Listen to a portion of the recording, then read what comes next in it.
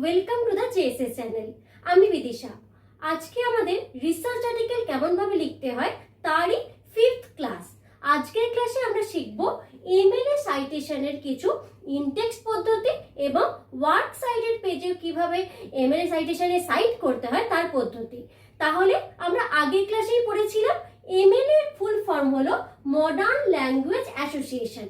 আর MLA format মূলত ব্যবহার করা হয় literature, language, cultural studies, comparative literature এবং হিউম্যানিটিজের কিছু স্পেশাল সাবজেক্টের ক্ষেত্রে।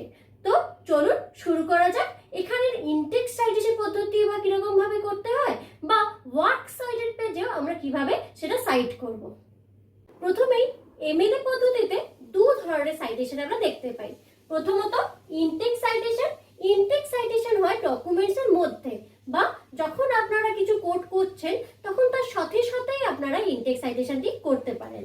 আর ওয়ার্ক সাইটেড হয় যখন আপনাদের গোটা ডকুমেন্টস বা ম্যানুস্ক্রিপ্টটা লেখা কমপ্লিট হয়ে যায়, তার শেষে আপনারা কি কোড ইউজ করেছেন, কোন আইডিয়া ইউজ করেছেন, সমস্ত কিছুই সেই ওয়ার্ক সাইটেড পেজে সাইট করা হয়।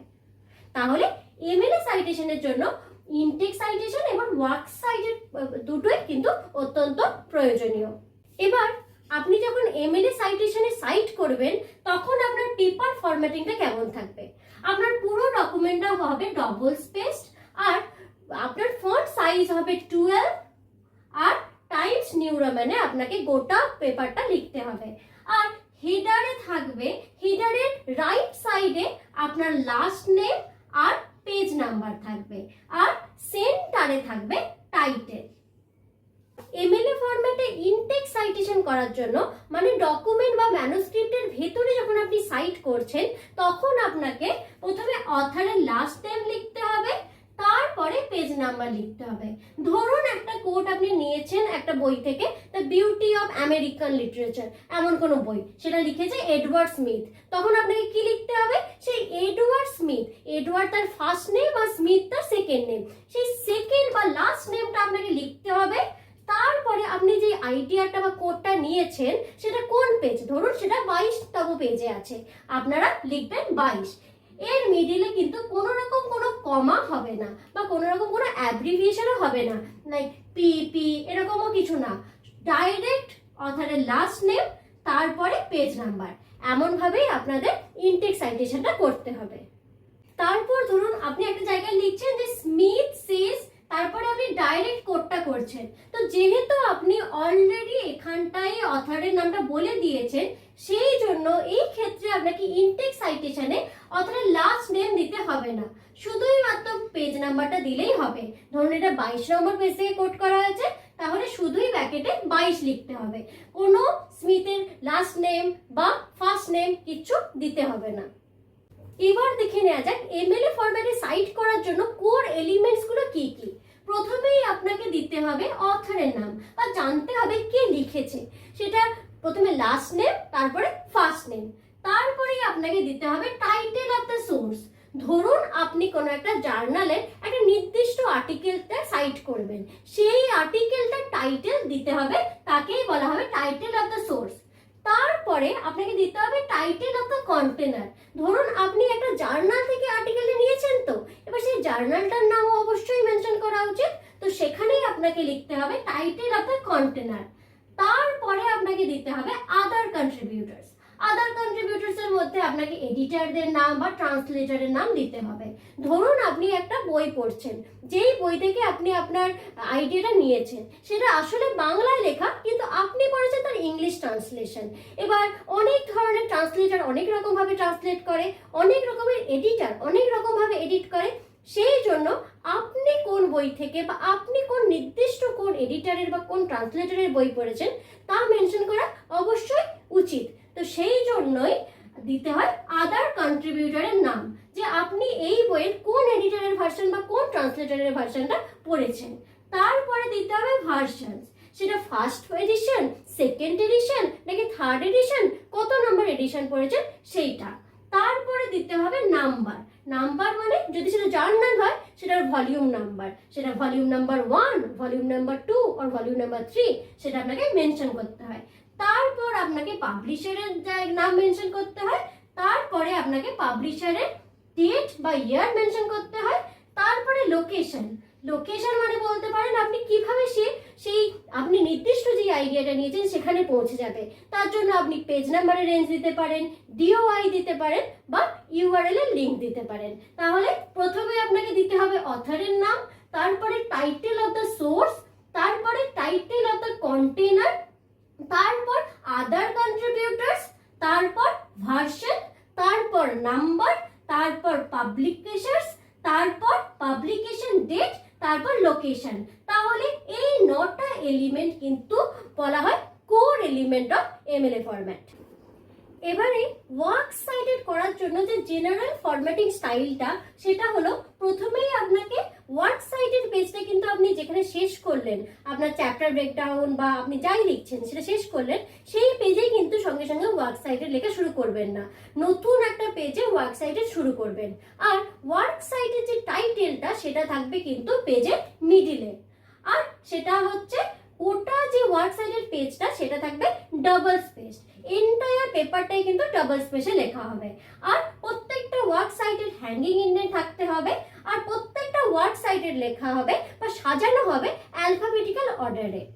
আর সেই অ্যালফাবেটিক্যাল অর্ডারটা হবে অথরের লাস্ট নেমের দ্বারা, কারণ আপনি যখনই ওয়ার্কস সাইটেড পেজে সাজাচ্ছেন তখনই ফরম্যাটটা কিরকম, লাস্ট নেম, ফার্স্ট নেম, তারপরে বাকিটা। তো সেই জন্য যখন অ্যালফাবেটিক্যালি সাজাবেন তখনও আপনাদের কিন্তু অথরের লাস্ট নেম অনুযায়ী অ্যালফাবেটিক্যালি, মানে এ আগে আসবে, তারপরে বি, তারপরে সি, এরকম অনুযায়ী সাজাতে হবে আপনার ওয়ার্কস সাইটেড পেজটা।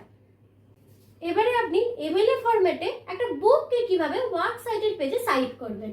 প্রথমেই অথরের লাস্ট নেম বা টাইটেল দিতে হবে, তারপর দিতে হবে ফার্স্ট নেম, আর যদি আরো একটা অথর থাকে তাহলে আপনাকে অ্যান্ড লিখতে হবে, তারপরে সেই সেকেন্ড অথরটার নাম লিখতে হবে, তারপরে আপনাকে দিতে হবে একটা ফুল স্টপ, আর লাস্ট নেমের পর দিতে হবে একটা কমা, তারপরে ফার্স্ট নেম, তারপরে অ্যান্ড, তারপরে সেকেন্ড অথরের নেম, তারপরে ফুল স্টপ, তারপরে আপনাকে নিতে হবে বইটার নাম বা বুকস টাইটেল, আর সেটা পুরোটাই লিখতে হবে আপনাকে ইটালিক্সে বা বাকি যেরকম ধরনের লেখা হয় ইটালিক্সে সেরকম ধরনের।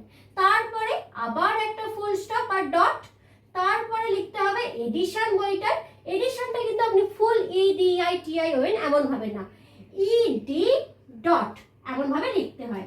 তারপরে লিখতে হবে পাবলিশার, তারপরে পাবলিকেশন ইয়ার। তো দেখুন কেমন ভাবে সেটা লিখতে হবে এক্সাম্পল দিয়ে। ধরুন একটা বই লিখেছে MH এব্রাহাম আর জিওফ্রে গ্যাল হারফাম, বইটার নাম the Norton anthropology of English literature, আর বইটা হচ্ছে 10th এডিশনে লেখা, যেটা WW নর্টন পাবলিকেশন পাবলিশ করেছে, আর 2018 সালে বইটা পাবলিশ হয়েছে। এবার আপনি এই সমস্ত ইনফরমেশন কালেক্ট করলেন, কিভাবে সাইট করবেন?